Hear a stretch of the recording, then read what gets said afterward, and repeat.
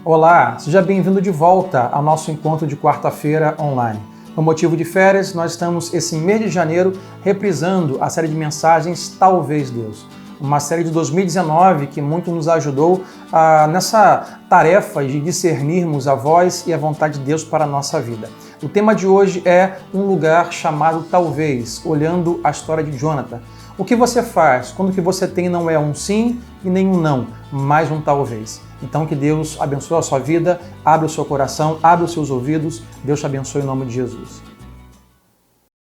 Seja muito bem-vindo esta noite à Nova Vida SC, ao tempo que temos aqui neste lugar de nós estarmos compartilhando a palavra de Deus. E você que está conosco aqui há pouco tempo, a primeira vez, já nós queremos conhecer você. Mas se você não sabe o que está acontecendo aqui, nós estamos em uma série de mensagens que chamamos de Talvez Deus.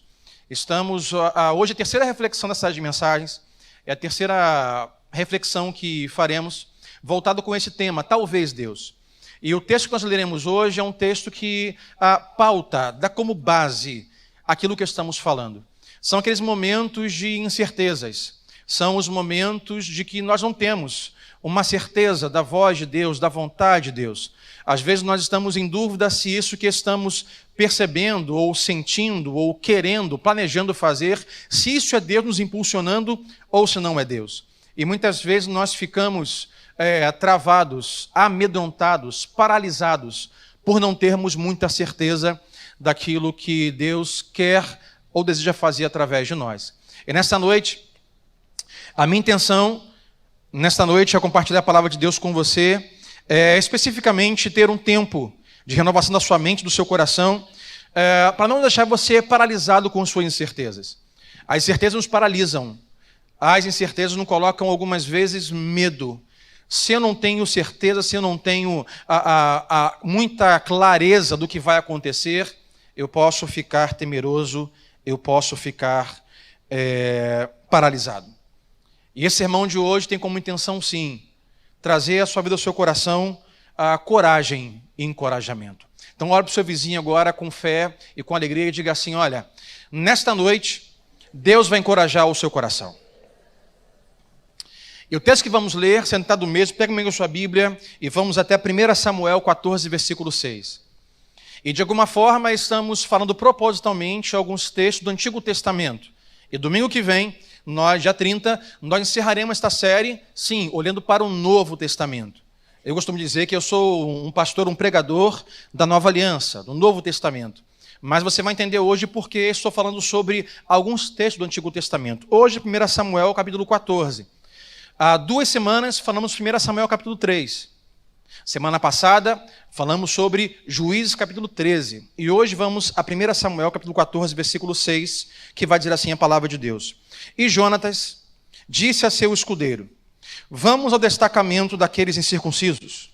Talvez o Senhor haja em nosso favor, pois nada pode impedir o Senhor de salvar, seja com muitos ou com poucos. Vamos orar. Senhor, te damos graças, obrigado pelo tempo que teremos aqui agora com esta palavra, obrigado pelo tempo de adoração, e nós queremos que o teu Santo Espírito continue dando continuidade àquilo que já começou a falar o nosso coração nesta noite. Muito obrigado por tudo, oramos assim no nome de Jesus Cristo, e todos digam amém. O nosso tema nesta noite, esse está no telão, o tema que eu chamei nesta noite é esse, um lugar chamado Talvez. Nosso tema hoje é um lugar chamado Talvez. Estamos muitas vezes diante dos nossos talvez. E o texto que lemos, Jonatas, filho de Saul, é específico em conversar com seu escudeiro.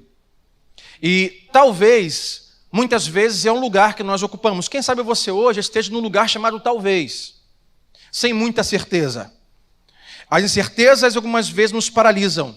As incertezas nos colocam medo. Sabe, irmãos, e como eu falei pela manhã, eu já tenho 44 anos de idade, eu tenho muito tempo já de evangelho, eu tenho 10 anos de ministério pastoral, e já passei daquela fase, como eu falei aqui há 3 domingos atrás, se preocupe ou fique preocupado ou cuidado com alguns cristãos que sempre têm certeza que Deus está falando. E a voz de Deus nem sempre é muito bem entendida por nós, e confundimos a voz de Deus com nossos desejos próprios. E hoje me encontro numa fase, e eu creio que é uma fase boa, que amadureci um pouco, que é uma fase que eu diria que hoje estou com menos certeza das coisas, porém mais confiante. Parece um pouco ilógico, parece um pouco irracional, parece um pouco contraditório. Mas hoje me encontro num lugar que eu diria que hoje eu tenho menos certeza das coisas, ao mesmo tempo que eu estou mais confiante. E se você não entendeu, você vai entender um pouco mais no decorrer da reflexão desta noite. Porque quando falamos sobre fé, e Hebreus vai dizer que a fé, entre as muitas coisas que ele vai dizer, a fé é a certeza, sabe, de algumas coisas que nós não conhecemos, que nós não vemos. Então observe, ter certeza de coisa que não se conhece. Só que a fé não é um padrão, sabe? A fé não tem um formato, a fé não tem uma forma de se ter, ou de se pensar, ou de se agir. A fé vai além disso. A fé vai além de um padrão de uso, porque o que é a fé? Nós temos ao mesmo tempo, tudo misturado, tudo junto, ao mesmo tempo. Nós temos confiança nas promessas de Deus, sim ou não? Confiança nas promessas de Deus e ao mesmo tempo, enquanto nós vivemos, muitas incertezas. Incertezas do amanhã, incertezas do que Deus está querendo, incertezas se aquilo que começamos, como vai terminar, incerteza. Mas ao mesmo tempo que temos incerteza sobre algumas coisas, nós estamos confiantes nas promessas de Deus. Então está tudo misturado. Você não tem muita certeza de tudo, ao mesmo tempo que está confiante nas promessas de Deus. E o texto que vamos ler hoje, esse lugar chamado talvez, é um pouco do que os personagens estão vivendo.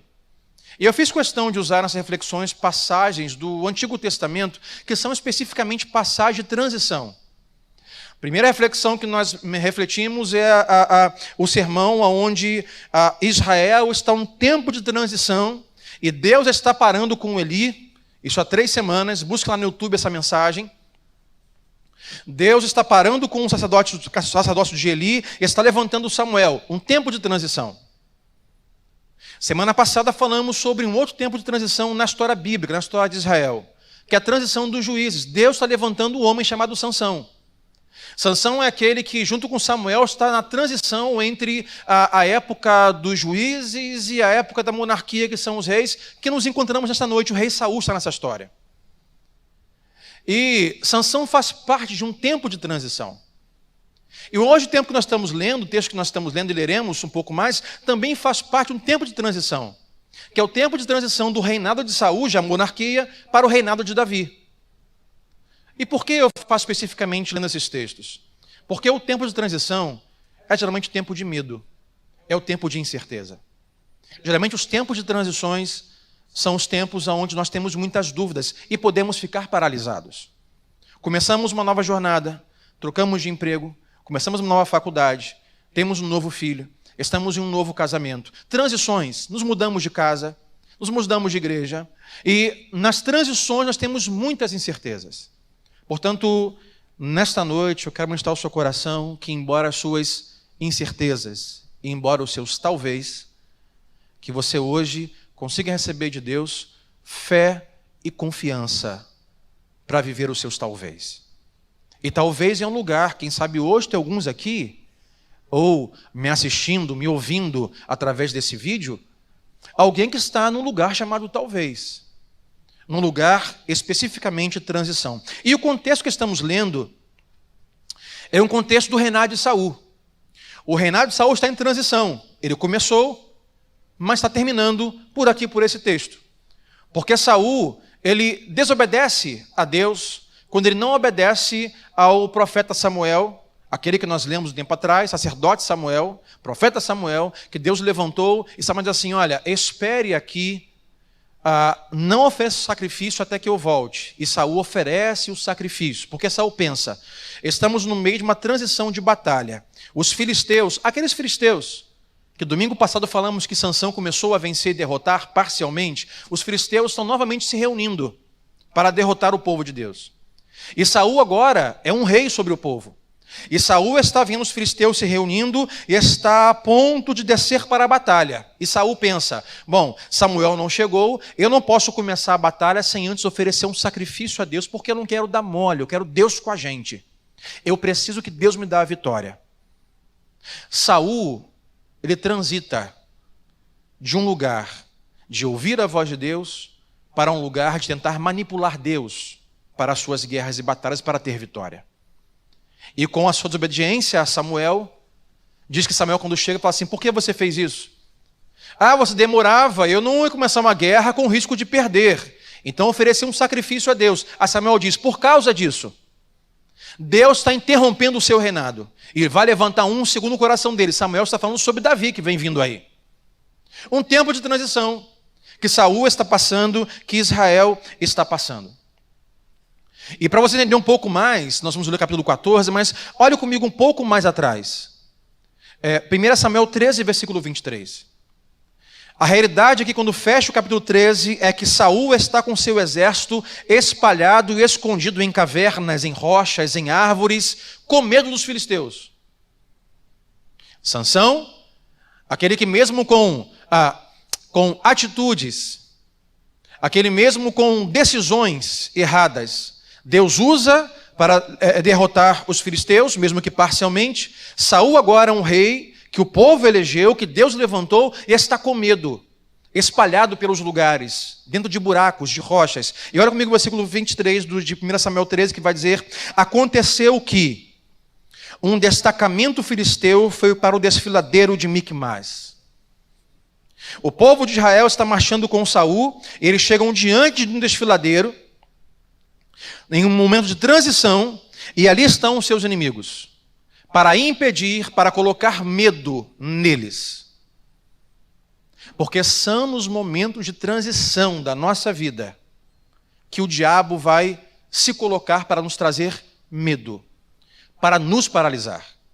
São nos momentos de transições que temos incerteza de como será, o que vai acontecer, como isso vai terminar, que o diabo se levanta para nos paralisar, para nos colocar medo. Diante dos talvez, nós nos amedrontamos. E isso pode impedir, esse medo pode impedir, essa paralisação no tempo de transição pode nos impedir de caminhar nos momentos cruciais da nossa vida. Profissional, familiar, psicológico, espiritual, emocional, transições. E aqui está o povo de Deus vivendo um tempo de transição. Então vamos ao capítulo 4, versículo 1, para você entender um pouco mais o que estamos lendo. Olha comigo um lugar que eu vou chamar de lugar do talvez, que Jonatas, filho de Saul, está vivendo, e Saul e o povo de Deus está vivendo. 1 Samuel 14, versículo 1 vai dizer assim: certo dia, Jonatas, filho de Saul, disse ao seu jovem escudeiro: vamos ao destacamento filisteu, do outro lado. E ele, porém, não contou isto ao seu pai. Saul está escondido com seus homens e soldados em cavernas, em buracos, com medo dos filisteus. A Jonatas, um jovem, filho do rei Saul, chama o seu escudeiro, uma pessoa próxima, um amigo, um chegado, um parceiro, e fala assim: vamos subir. E está nervoso ele. Vamos subir. Vamos lá em cima, vamos subir ao destacamento dos filisteus, daquele incircunciso, vamos lá comigo. E o texto vai dizer que ele não compartilha nada com o pai dele. A Bíblia não diz, mas possivelmente seu escudeiro perguntou: você não fala nada com seu pai? Seu pai é o rei. Ele tem 600, vamos ler aqui, 600 soldados com ele. Você não vai falar nada com ele? Você vai sozinho, eu e você? E se der errado? Quem salva a gente? Não tem essa fala aqui, mas imagina algo parecido. Mas o autor faz questão de dizer que Jonatas não disse nada ao seu pai. Mas por que não contou nada para o seu pai? Porque quando você compartilha com a pessoa errada aquilo que Deus está fazendo dentro de você, no seu coração, isso pode frustrar um pouco você. Quando você compartilha com a pessoa errada os sonhos que Deus tem te dado, isso pode parar um pouco você. Quem é Saul? Saul é aquele rei com muitos soldados que está escondido em cavernas com medo dos filisteus. Se Jonas procura assim: papai, eu estou pensando em subir contra os filisteus, eu e um chegado meu, eu e meu escudeiro, vamos lá e vamos derrotá-los. Papai, eu percebo isso, eu sinto isso, tenho um impulso dentro de mim que isso pode dar certo, que é Deus me movendo. Eu não sei, talvez seja, talvez não, eu não sei. Pai, o que você acha? Sabe que Saul diria? Não faça isso, meu filho. Pelo amor de Deus, não faça isso. Olha nós aqui, estamos com medo. Você vai lá sozinho? Não vai não. Vem aqui, fica com o papai. Não vai. Mas papai, acho que Deus está... Não, não vai. Cuidado com quem você compartilha as coisas que Deus está colocando no seu coração. Nós precisamos de pessoas certas que Deus coloca ao nosso lado para nós compartilharmos as coisas que Deus coloca no nosso coração. Saul, nesse momento, é a pessoa errada. Porque se você compartilhar com a pessoa errada aquilo que Deus está queimando no seu coração, pode ser que isso se esfrie, esse sonho se esfrie e você não consiga avançar. E Jonathan, ele não compartilha com o pai dele. Versículo 2. Saul estava sentado debaixo de um pé de romanzeira, sentado, vendo o couro passar, na fronteira de Gibeá, em Migron. Com ele estavam uns 600 soldados, entre os quais, versículo 3, Aías, que levava o colete sacerdotal. Ele era filho de Aitube. Tem alguns nomes difíceis aqui, muitas vezes tipo os nomes difíceis. Mas eu aprendi, eu vou ficar assim, eu não vou ler esse texto porque eu posso falar a palavra errada, até que eu entendi. Mas quem vai ouvir também não sabe falar direito. Então eu falo errado, mas falo com boa postura e todo mundo vai acreditar que é assim que se fala, ok? Então vamos lá, versículo 3. Entre os quais Aías, que levava o colete sacerdotal. Quem era esse Aías? Ele era filho de Aitube, irmão de Cabode, filho de Finéias e neto de Eli, que lemos há 3 semanas. O sacerdote do Senhor em Siló. E ninguém sabia que Jonatas havia saído. Estão Saul, um sacerdote, com 600 homens aproximadamente, e ninguém sabe que Jonatas saiu. Versículo 4. Em cada lado do desfiladeiro que Jonatas pretendia atravessar para chegar ao destacamento filisteu, havia um penhasco íngreme. Um se chamava Bozés. Vou chamar de Bozés, não tem acento, Bozés. O outro, Sené. Então Jonatas chama o mais chegado dele e fala, cara, vamos até o destacamento dos filisteus. Todo mundo está com medo, vamos nós dois. E o texto vai dizer que ninguém sabe que eles foram, mas os filisteus estavam no lugar que entre eles tinha um grande desfiladeiro. Entendemos que eles teriam que subir, porque o texto depois vai dizer que eles subiram. Diz que era muito íngreme. E ao norte havia um desfiladeiro, e ao sul um outro, um chamado Bozés, ou Boisés, e outro Sené. Em pesquisas do significado de cada palavra, Bozés significa espinhoso ou espinheiro, e Sené significa escorregadio. Deus colocou algo no coração de Jonatas, e para ele alcançar isso que o seu coração estava queimando e ardendo, ele teria que subir desfiladeiros espinhosos e escorregadios. Porque quem foi que disse que seria fácil? Quem foi que disse que seria fácil fazer a vontade de Deus? Quem disse que seria fácil? Que não teríamos dificuldades em ir em direção àquilo que Deus está nos chamando e nos convidando? Quem disse que seria fácil viver os talvez? Quem disse que não teríamos espinhos ou lugares escorregadios? E algumas vezes nós temos que renovar um pouco a nossa mente e parar de pensar, por exemplo, que o centro da vontade de Deus é um lugar que nós podemos chegar sem espinhos e sem escorregões. Ou digo mais, nós precisamos parar de olhar, quem sabe até mesmo julgar, que se alguém está passando por espinhos e escorregões, é porque não está fazendo a vontade de Deus. Quem disse? Pastor, certamente aquela pessoa não está caminhando à vontade de Deus. Olha só, escorregou. Está difícil.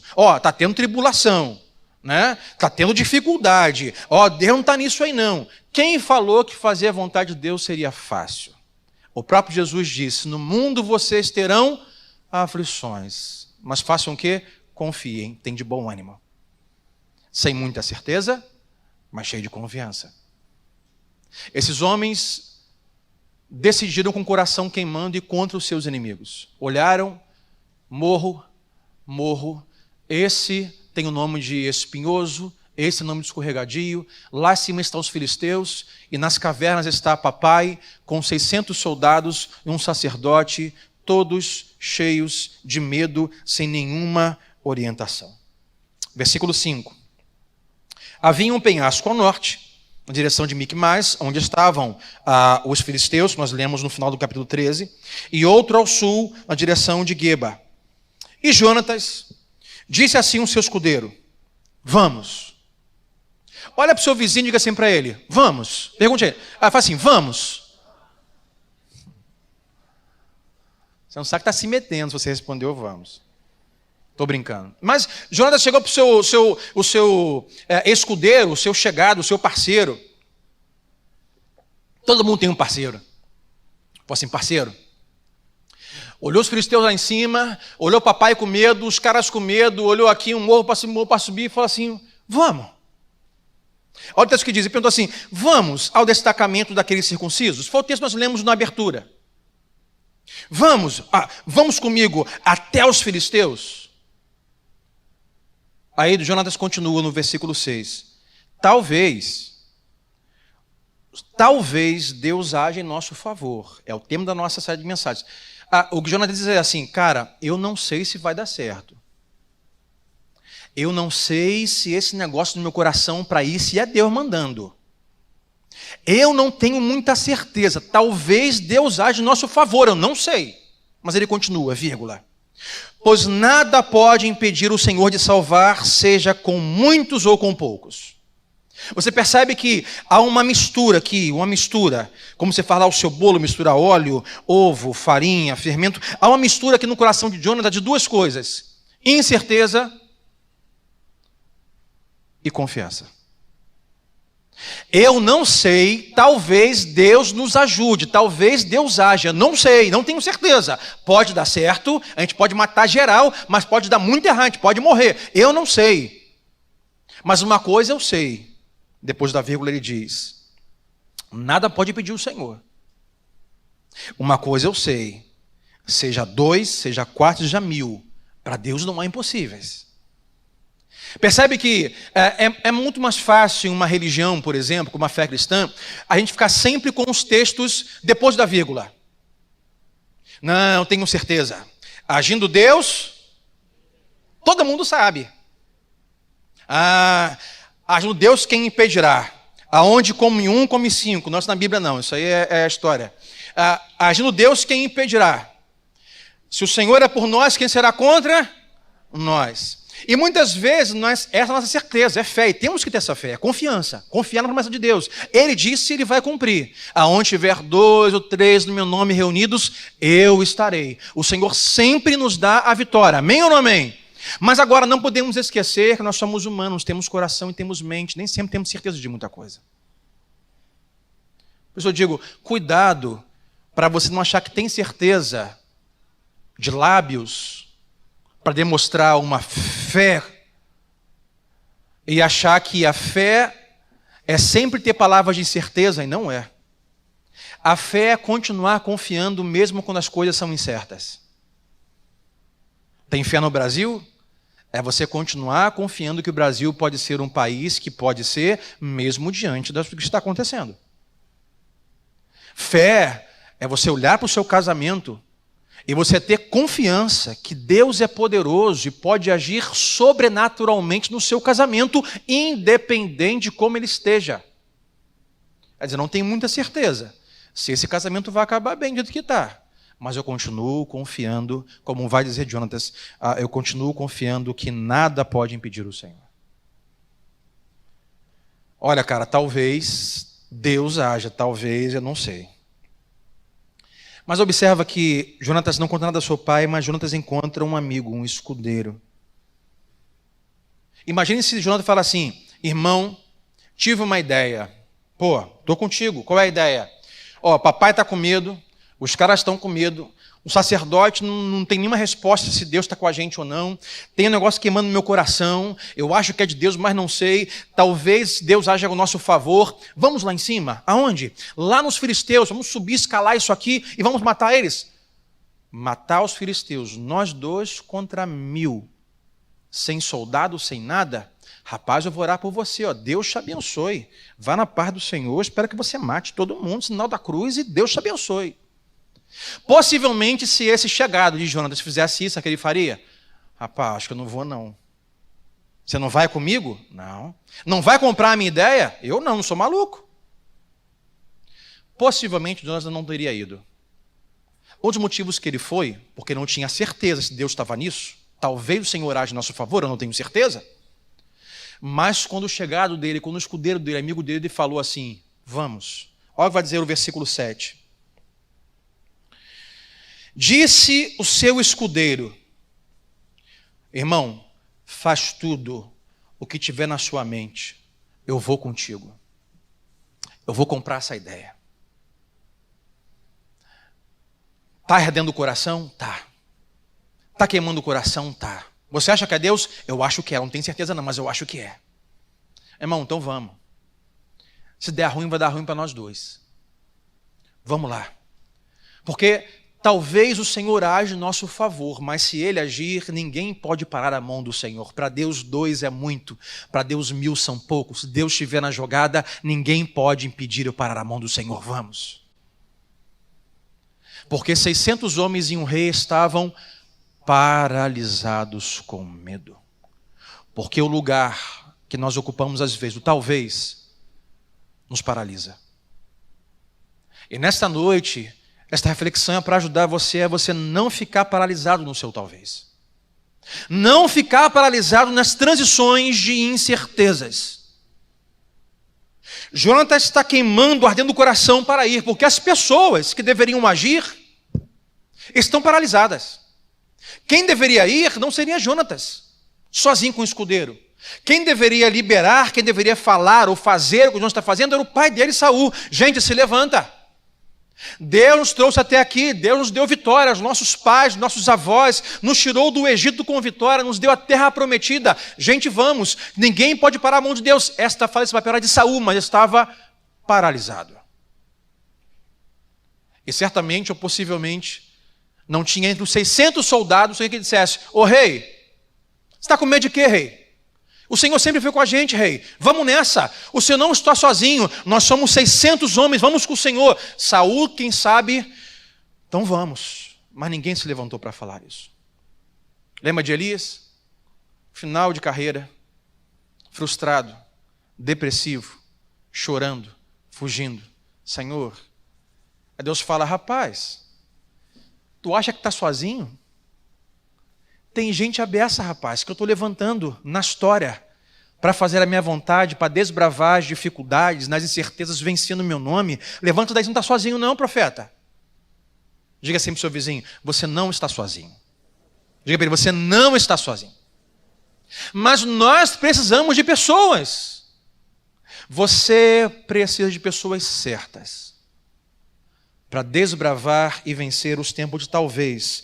As pessoas que deveriam agir, as pessoas que deveriam ter fé, o rei que Deus levantou, com os sacerdotes, entre os homens, as pessoas que deveriam ter fé estavam dominadas pelo medo. Por quê? Nós não sabemos a vontade de Deus. É bíblico, pastor? É. Moisés com o povo no deserto falou assim, Senhor, se o Senhor não for com a gente não vai. Outros homens perguntaram, Senhor, se o Senhor não mandar a gente não vai, porque a gente não quer ser o Senhor, vamos perder a batalha.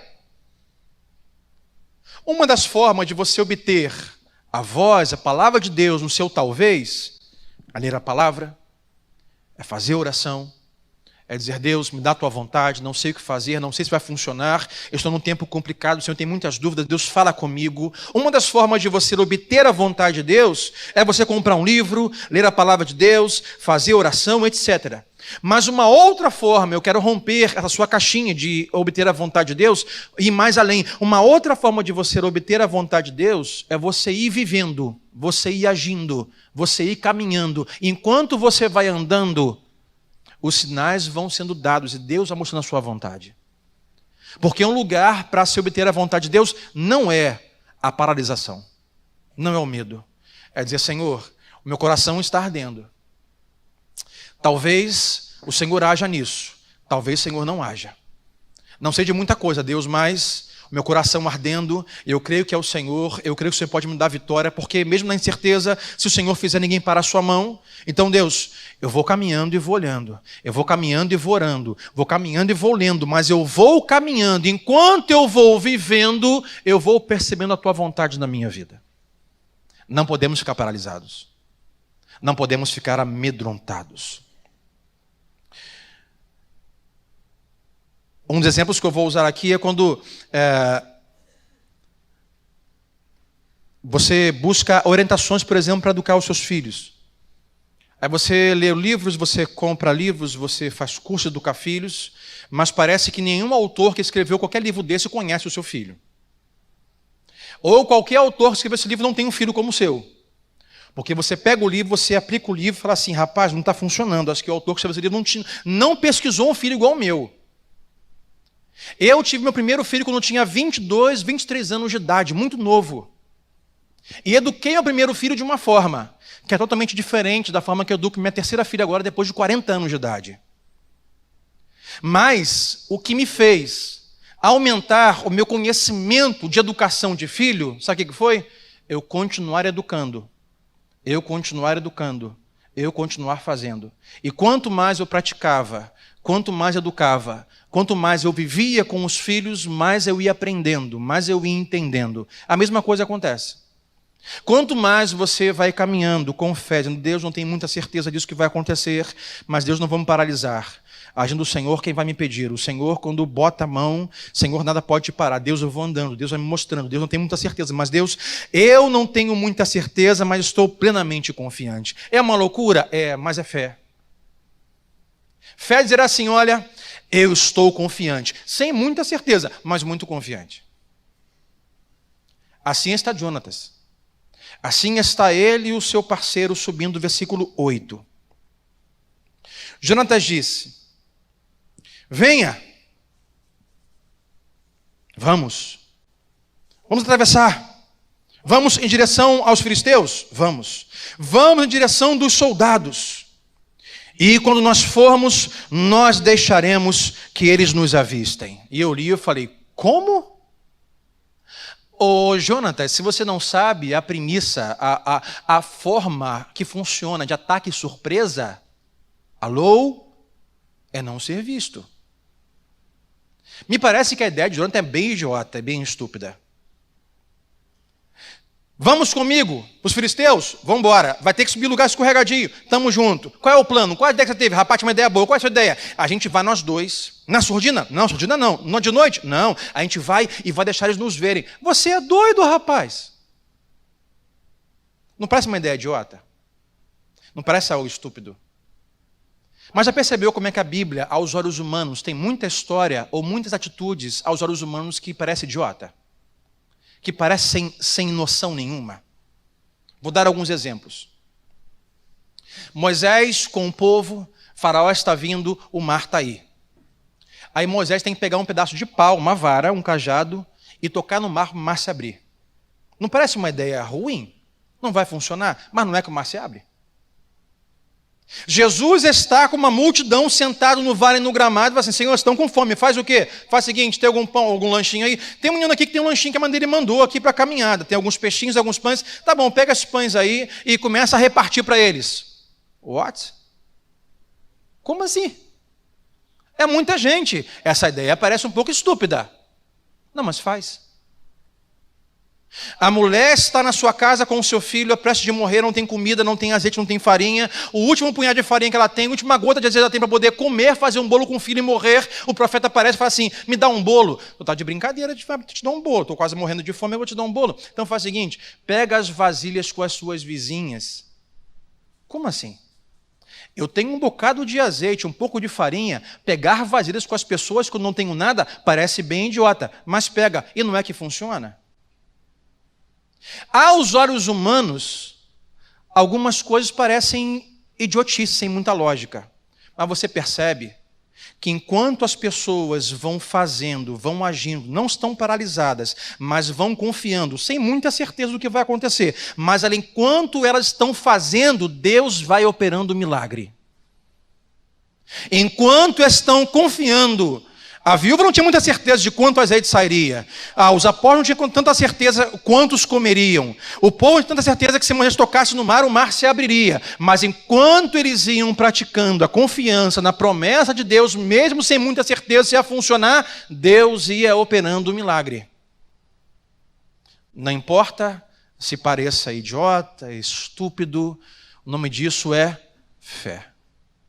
Confiar. Não paralisar e continuar andando, continuar crendo e continuar caminhando. Jonathan disse, vamos lá, vamos subir, atravessar de soldados e vamos deixar que nos avistem. Uma ideia muito ruim.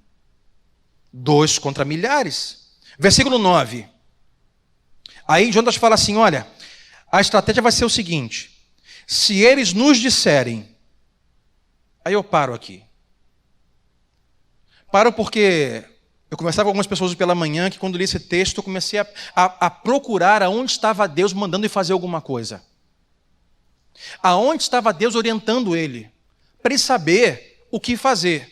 Primeira semana, Samuel nós lemos, 1 Samuel capítulo 3, Deus chama Samuel. Deus está chamando, Deus está falando. Semana passada, Sansão, Deus fala através de um anjo, a mãe de Sansão, olha, você terá um filho, faça isso e faça isso, embora o pai dele quisesse mais informações, mas tem um plano básico. Aí eu fui ler esse texto procurar aqui, deixa eu ver aqui aonde Deus fala alguma coisa, sabe o que eu observei? Não tem nenhum momento que Deus fala nada nesse texto. Nesse texto, só quem fala é Jonatas, o escudeiro e os seus inimigos. Deus não fala absolutamente nada para Jonatas. Faça isso e eu abençoarei. Não vá, porque vai dar errado. Deus não fala nada. Jonatas está às cegas.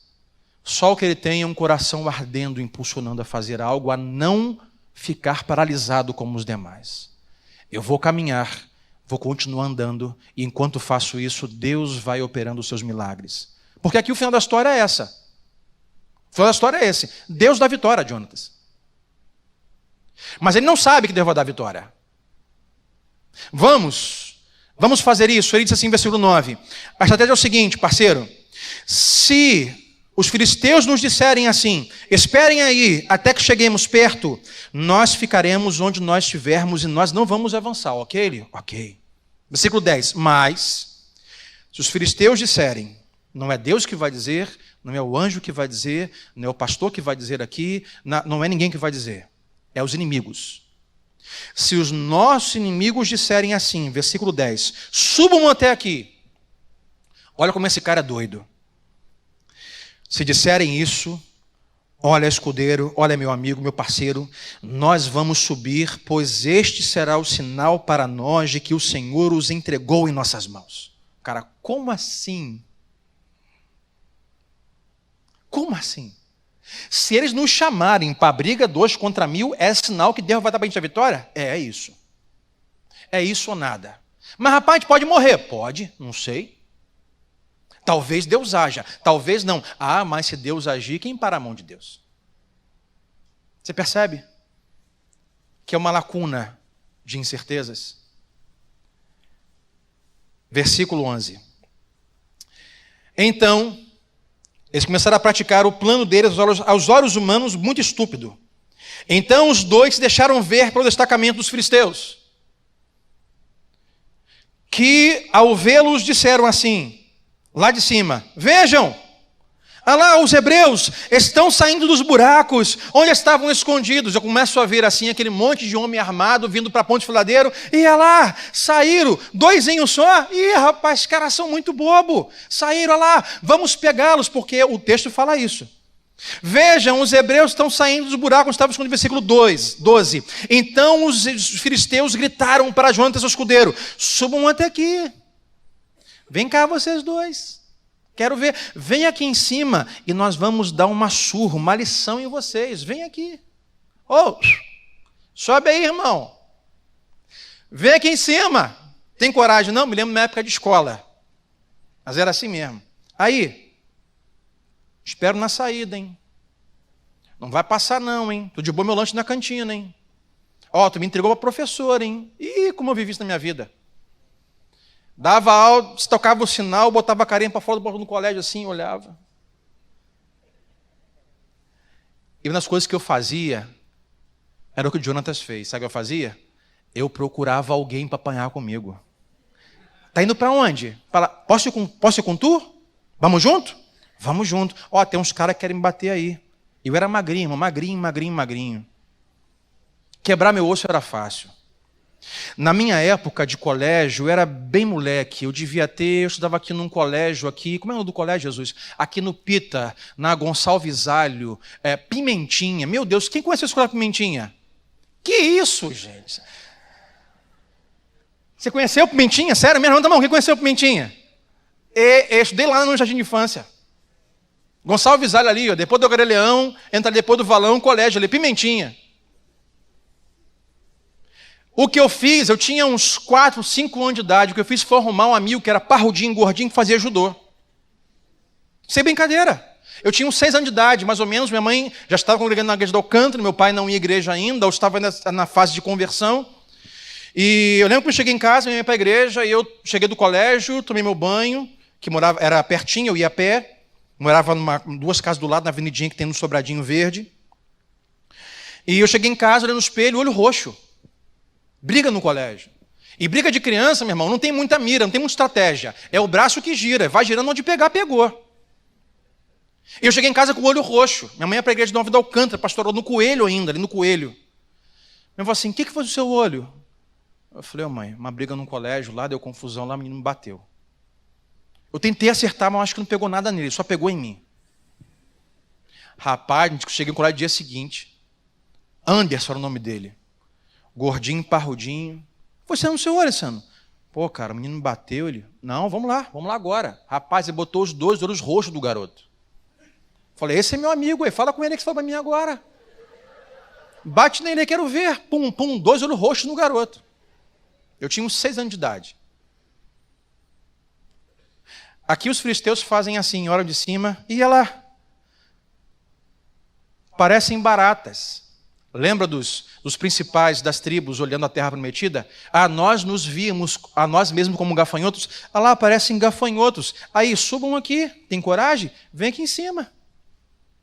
Só que Jonatas, como não tinha certeza de nada, ele falou assim, olha só, a estratégia é o seguinte, se eles falarem, fiquem aí, esperem aí, a gente entende que é para ficar. Mas se eles disserem, subam aqui, a gente vai entender isso como resposta de Deus, que Deus está nesse negócio.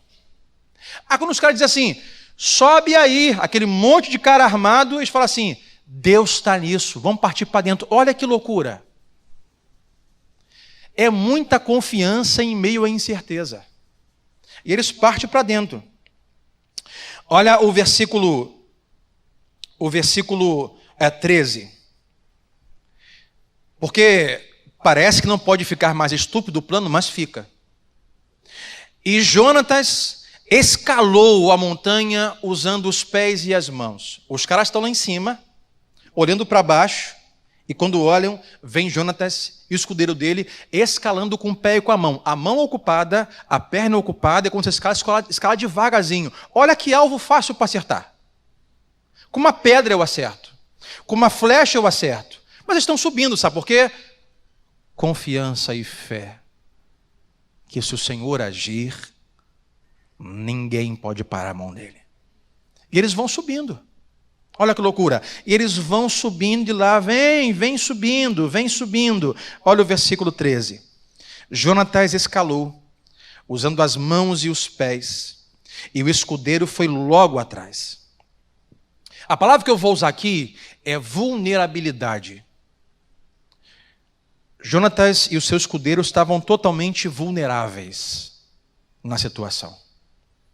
Mas quando eu lia, sabe o que eu pensava? Se não é necessário se colocar vulnerável para ter vitória. Muitas pessoas estão perdendo suas batalhas porque não querem se colocar vulneráveis. Vulnerável é arrancar armadura, é abrir o peito, é se colocar na mira. Vulnerável, quem quer ter vitória no seu casamento tem que se colocar em um estágio de vulnerabilidade. É se desarmar. É se colocar na reta, é abrir o peito, partir para dentro e conversar, e perdoar, e se abraçar. Pode se ferir, pode se arranhar, é vulnerável, pode me machucar, mas não tem outra forma de ter vitória. Enquanto nós nos quando nós nos armarmos, nos enchermos de armas e escudos, Não vou ficar vulnerável, não vou me machucar, não vou me ferir, vou ficar aqui, não vou perdoar, não vou andar de novo, não vou abraçar, não vou voltar ao convívio. Se você não se colocar vulnerável, você não vai ter vitória nesse relacionamento. Quem entendeu, diga amém. Aprenda isso. Jonatas se coloca vulnerável. Quando nós estamos vulneráveis, não temos nada mais além do que o Senhor com a gente. Vulnerável ele subiu. Versículo 13. Jonatas escalou usando as mãos e os pés, e o escudeiro foi logo atrás. E Jonatas começou a derrubá-los, e o escudeiro logo atrás dele vinha matando. Jonatas ia só na baiana, derrubava, dava queda, e o escudeiro vinha a espada e matava. E assim, versículo 14, naquele primeiro ataque, Jonatas e seu escudeiro mataram cerca de 20 homens em um pequeno espaço de terra. Pouca certeza, plena confiança. Diga assim comigo: pouca certeza, plena confiança. Isso é fé, irmão. O que você não pode fazer é ficar paralisado. O que você não pode fazer é ficar com medo. Mas eu preciso passar aqui e falar com você que o que deu vitória a Jonatas não foi simplesmente ter uma boa ideia ou uma ideia estúpida. Não foi a ideia. Eu tive uma ideia. Ninguém teve uma ideia. Olha, meu pai não teve uma ideia. 600 homens não tiveram uma ideia. Ninguém teve. Eu tive uma ideia. Não foi a ideia. O valor não está na ideia. Jonatas não foi vitorioso porque disse eu tenho uma ideia. Porque disse vamos. Diga assim para o seu irmão, vamos. O valor não está na ideia, o valor está no vamos. O valor está na coragem, na fé, na convicção, na confiança em Deus para agir. Tem gente que tem ótimas ideias. A gente fala assim, rapaz, esse rapaz que inventou o Uber está rico, por que eu não tive essa ideia? O rapaz inventou o Facebook, está rico, por que eu não tive essa ideia? Ah, fulano, porque...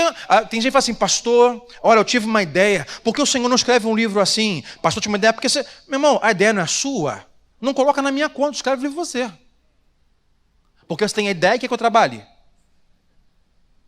O rapaz não está rico porque teve a ideia do Uber, e teve a ideia, confiou e foi atrás com fé. Lutou, trabalhou. Não é ideia, é coragem para agir. Não basta dizer, Deus me deu uma ideia, Deus me deu um sonho, Deus me ardeu meu coração, Deus me deu uma visão, Deus me deu, eu tenho uma ideia. Irmãos, de ideia o mundo está cheio. Está faltando de pessoas que tenham ideia e não tenham certeza se vai funcionar, mas diga, eu confio nas promessas do Senhor. Não é ideia, mas é ação. Os que deviam agir estavam paralisados. Olha o versículo 3. Diz que estavam paralisados, mas no meio dele, versículo 3, estava Aías, que levava o colete sacerdotal. E para terminar, eu quero falar sobre o colete sacerdotal nesta noite. Saul com 600 homens e mais um sacerdote com um colete sacerdotal. O que é isso, pastor? O colete era usado para saber a vontade de Deus. Jonatas, que subiu, não tinha um desse. Saul tinha um desse com o sacerdote. O colete era como se fosse um avental de cozinha, só que mais chique, colocado no peito, no peitoral. Ele tinha 12 pedras, cada uma representava, tinha o nome das tribos de Israel, e esse peitoral era aquela revelação especial de Deus para o povo, para você saber a vontade de Deus. E até os bíblicos, vamos ler alguns aqui, que esse peitoral era comunicado, era assim, perguntar ao sacerdote, consulte o peitoral para nós sabermos a vontade de Deus. Olha comigo o livro de Êxodo 28, versículo 29, que diz, onde isso começou? Toda vez, Êxodo 28, 29, toda vez que Arão entrar no lugar santo, levará os nomes dos filhos de Israel sobre o seu coração, no peitoral de decisões. Então o peitoral era para tomar decisões, para saber a vontade de Deus. Como memorial permanente perante o Senhor. Versículo 30. Ponha também, a NVI não é muito específica, mas os originais falam que deveriam pôr também Urim e Tumim no peitoral, mas era atrás. Por dentro do peitoral havia umas duas, o que podemos chamar de pedras, embora não fossem, porque a arqueologia é um pouco escura em relação a esta revelação exata. Urim e Tumim, vamos supor que fossem tipo duas novas pedras. No peitoral das decisões. para que estejam sobre o coração de Arão sempre que ele entrar na presença do Senhor. Assim, Arão levará sempre sobre o coração, na presença do Senhor, os meios para tomar decisões em Israel. Antes de tomar decisão em Israel, o meio para saber a vontade de Deus era o peitoral. E o texto que nós lemos diz que Saul estava com 600 homens e mais sacerdote Aías com o peitoral no meio deles. E não sabia a vontade do Senhor. E não consultava a vontade do Senhor. Essas duas pedras eram o sim e o não. Às vezes lemos a Bíblia e dizemos assim, olha, fulano orou e Deus disse. Nem sempre Deus disse daquele jeito. Era o escritor ou o profeta dizendo o que Deus disse através do Urim e do Tumim. Eram mais ou menos duas pedras que quando o sacerdote orava, dizendo, Senhor, nós temos uma decisão para tomar, nos orienta com a tua vontade, podemos ir, podemos fazer. E o sim de Deus era que o Urim, a primeira pedra, brilhava. Quando o Tumim brilhava, era o não de Deus. E quando não brilhava nada,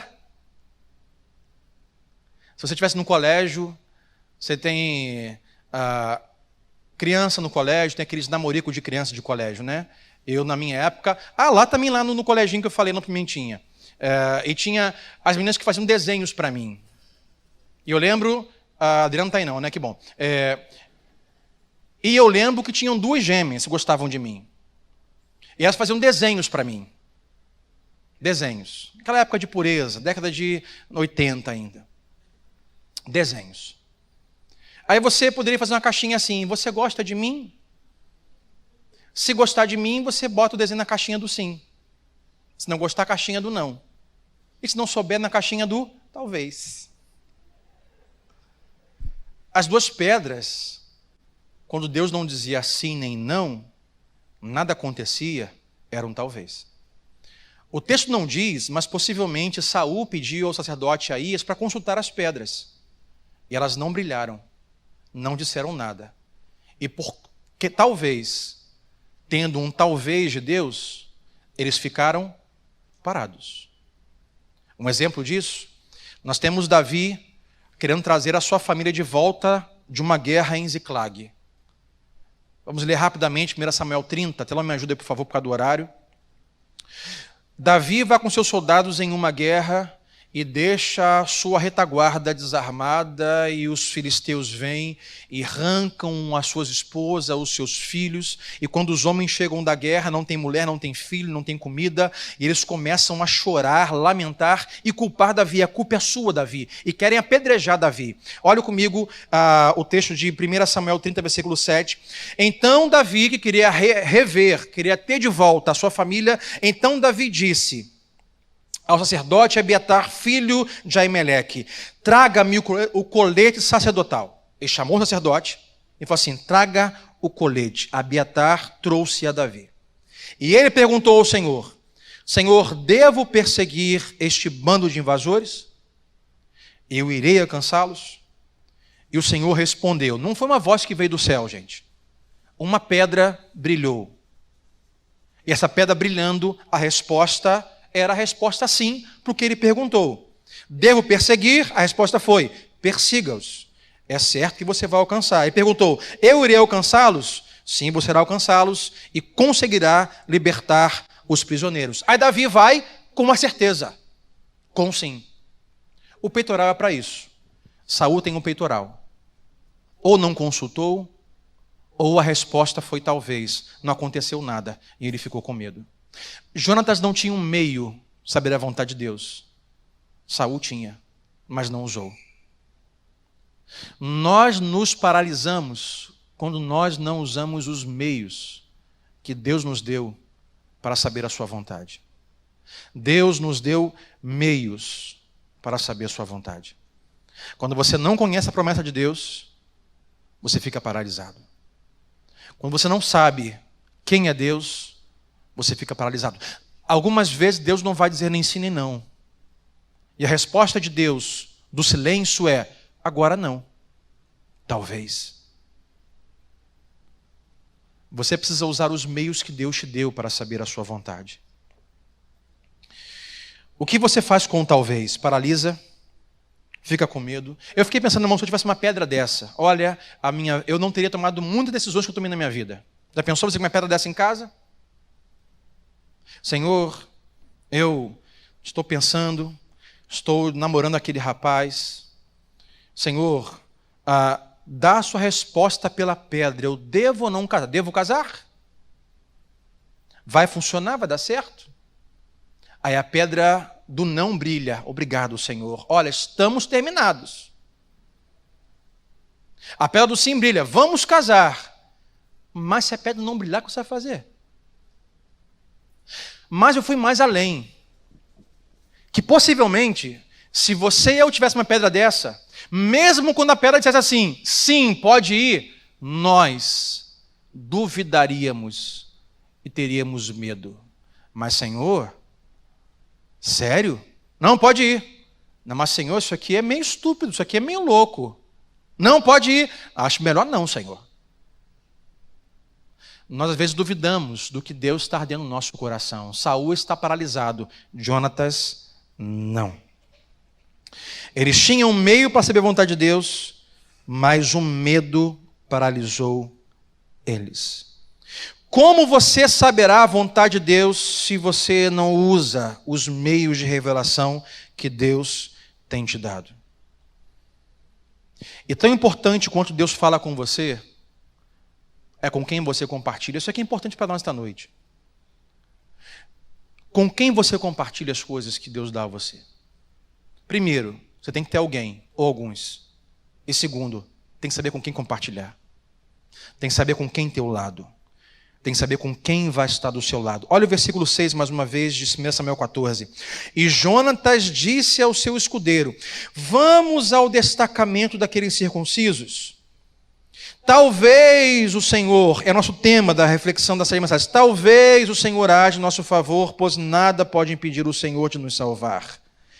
E o principal nesse texto aqui, além da incerteza, o escudeiro disse, versículo 7, irmão, faz tudo o que tiver no seu coração, na sua mente, e eu estou contigo nessa. A pessoa certa vai dizer assim para você, eu sei que você tentou já algumas vezes, não funcionou. Quer tentar de novo? Eu vou com você. Olha, você está com dificuldade de se libertar desse vício. Está lutando? Eu vou lutar com você. Você está com alguma incerteza no seu casamento. Você quer continuar tentando, orando, rogando a Deus que transforme a sua vida? Eu vou com você nessa. Eu estou com você. Sabe a cruz? Tão importante quanto aquilo que Deus nos revela e compartilha conosco, são as pessoas que nós vamos colocar no nosso caminho, convidar juntos para compartilhar as coisas de Deus.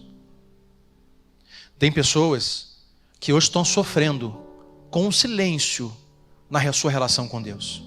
Deus, cadê o Senhor? Senhor, fala comigo. Só tenho talvez, estou paralisado e com medo. Mas um dos sofrimentos do silêncio na relação com Deus é porque estão vivendo tempos de amargura com pessoas ao seu redor. Não se dão a vulnerabilidade, não abrem o peito, não se desarmam, não perdoam, não abraçam. Não andam juntos, mas se isolam, se armam. Sabe o que acontece? Isso aqui afeta isso aqui. A comunhão disso afeta a comunhão aqui. Silêncio de Deus, confusão na mente, porque estamos amargos aqui. Essa mensagem de hoje não é sobre você comprar ideias estúpidas e tentar fazer funcionar. Não estou dizendo para você, viu, amor? Pastor Sandro falou lá que pode ser estúpido, eu amo o café. Então vou com fé, vou abrir a cafeteria e Deus vai abençoar. Não é isso que eu estou pregando, não. Não é isso que eu estou pregando. A mensagem aqui hoje tem 2 viés, 2 pontos. Primeiro, no lugar de talvez, não fique paralisado. No lugar de talvez, não tenha medo. No lugar de talvez, sem certezas da vontade de Deus, obtenha a vontade de Deus enquanto você vai caminhando. Eu não sei se o profeta vai multiplicar o azeite, mas ele falou que pode multiplicar. Eu vou pegar as vasilhas e o azeite é com Deus. Os apóstolos, eu não sei se todos vão conseguir comer, mas se o Senhor mandou eu ir pegar os pães e os peixes e partir, olha, enquanto eu faço, um milagre pode acontecer. Jesus chama Pedro, Pedro, vem cá Pedro, me ajuda aqui no barco, tem muitas pessoas aqui que eu quero falar, me leva para fundo. Acaba de falar, fala assim, e aí, como é que tá, gente? Senhor, não pegamos nada. Joga a rede ali, Pedro. E Pedro fala, Senhor, na boa, o Senhor é mestre, o Senhor é pregador, agora pescador sou eu, Senhor, eu sei o que eu estou fazendo. Eu pesco aqui há muitos anos, não dá peixe aqui não. Mas pode jogar. Senhor, a ideia parece estúpida, viu? Mas na tua palavra, confia na tua promessa, sem muita certeza, eu vou jogar. E adivinha, a rede vem cheia. A mensagem de hoje é, no talvez, sem muita certeza, confie e continue caminhando. E peça que Deus te dê sinais na caminhada. E a segunda coisa é, tenha as pessoas certas com você. Tenha pessoas com você. Se esse escudeiro diz para Jonas, rapaz, essa sua ideia é bem estúpida, eu não vou não, porque eu não sou maluco, vou orar por você aqui. Possivelmente não teria ido. Chame para perto pessoas e compartilhe, pessoas certas, e compartilhe aquilo que Deus está ardendo no seu coração. E avance, e caminhe. E seja aquela pessoa que dá a mão a alguém, fala assim, cara, esse negócio aqui não tem muita certeza não. Mas se você, o seu coração está ardendo, e eu creio que Deus pode fazer, eu estou com você nessa, irmão. Muitas coisas eu não teria feito, eu não estaria aqui, não teria realizado, se eu não tivesse uma esposa ao meu lado, que me dissesse, olha, isso aqui é loucura, mas vamos? Então vamos. Eu nunca sonhei estar aqui, pelo contrário, eu corri desse lugar durante anos. Eu era quem corria. Eu fiz um plano para a minha vida. E não incluía isso aqui. Não incluía ser pastor, pregar o evangelho, viver do ministério. Nada disso estava incluído. Estava incluído em seguir a minha carreira profissional, ter o meu dinheiro, criar os meus filhos e ganhar o mundo. E quando veio o chamado, parecia loucura. Eu falei, Adriana, e aí, como é que vai ser? Vamos? Vamos. Se nós não temos pessoas ao nosso lado, um esposo, um marido, um irmão, um amigo, um pai, alguém que compre conosco algumas vezes, aquela ideia que parece irracional, mas não é uma ideia, é Deus agindo. Você não sabe, é Deus agindo, sem muita certeza, mas plenamente confiante. Você não consegue avançar. Saul tinha 600 amigos que nada disseram. Saul tinha um sacerdote com o peitoral das decisões, que nada falou, por isso não foi. Mas Jonatas tinha um que disse, vamos amigo. Talvez Deus haja, mas se ele agir, quem para ele? Ninguém para ele. Não tenha medo, não fique paralisado. Você hoje se encontra no lugar de talvez, você hoje se encontra no lugar de transição, Deus hoje quer encorajar a sua vida. Deus hoje quer ministrar o seu coração. Então fique em pé comigo, se levante, vamos orar juntos.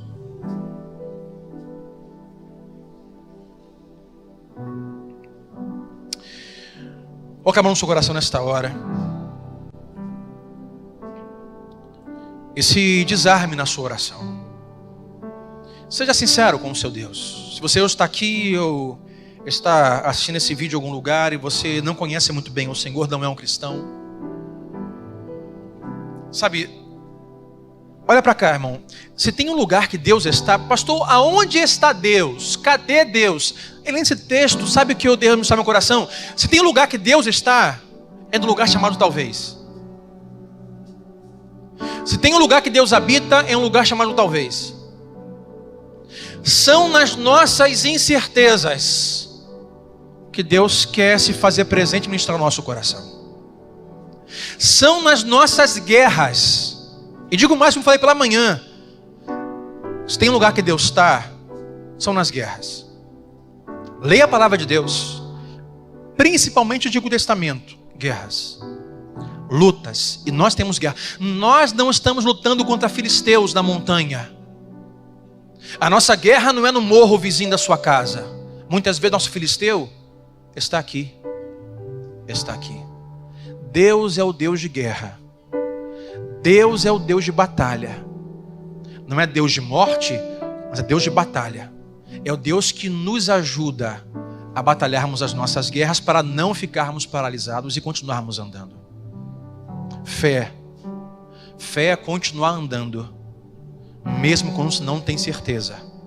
Continuar confiando no agir de Deus. Deus, oramos nesta noite, ó Pai, que o Teu Espírito hoje traga aos corações a Tua palavra.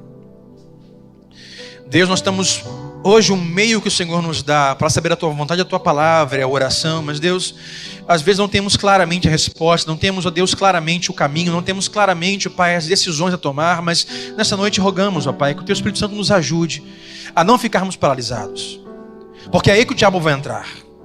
O diabo vai colocar medo, incerteza, e vamos ficar parados. Senhor, o Senhor disse para eu ir, então não vou.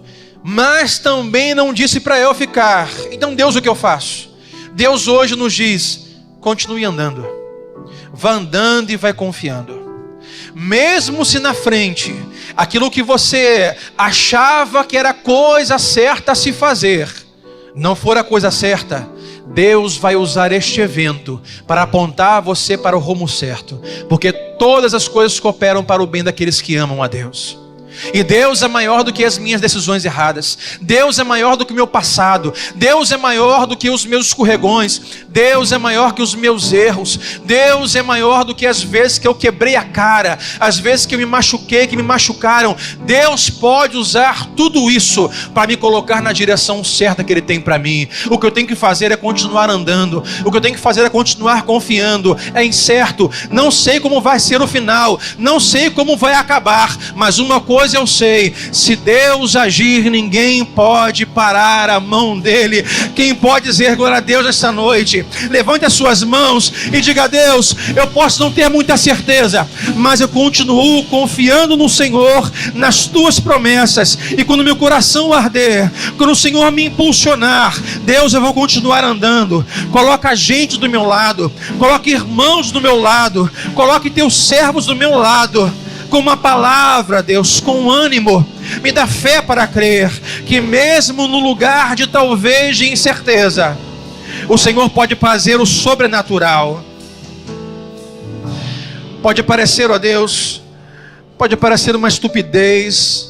Para os homens pode parecer algo sem lógica. Para os homens pode parecer algo que não tem nenhum tipo de razão ou motivo de ser. Mas enquanto eu estou fazendo, Deus está operando um milagre. Não havia lógica jogar a rede naquele lugar que já foi tentado e nada veio. Não havia lógica pedir vasilhas quando não tem azeite. Não havia lógica tocar no mar com um pedaço de pau. Não havia lógica distribuir alguns pães para milhares de pessoas. Mas não é lógica, é fé, é confiança, é promessa, é Deus agindo. Não tem lógica 12 contra milhares, não tem lógica subir sem arma, mas Deus, quando Deus age, ninguém pode impedir a sua mão. Quem pode dizer amém nesta noite? Ninguém pode. Meu irmão, não se deixe paralisar, não tenha medo. O diabo vai usar os talvez na sua vida, as incertezas, para paralisar você. Mas não se deixe paralisar. Olha para o seu vizinho agora e diga assim: olha, em nome de Jesus. Diga para ele: em nome de Jesus, não se deixe paralisar. Continue caminhando e você verá o milagre pela fé, em nome de Jesus. Obrigado, Pai, pela Tua palavra. Conduz esta palavra, Deus. Ela precisará ser praticada ainda esta semana, na semana que vem, daqui a 4 semanas, daqui a 2, 3 meses, aonde num futuro próximo passaremos por tempos de transições e nós teremos incertezas talvez, mas que o Senhor não nos deixe paralisar, que o Senhor nos ajude. Oramos com fé, no nome de Jesus, e todos digam amém e amém. Olá, obrigado por assistir ao canal da Nova Vida SC no YouTube. Se você gostou dessa mensagem, clique no botão de inscrição aqui na sua tela e assim você não vai perder nenhum conteúdo desse ministério. E também nos siga nas redes sociais. Mais uma vez, obrigado e Deus abençoe.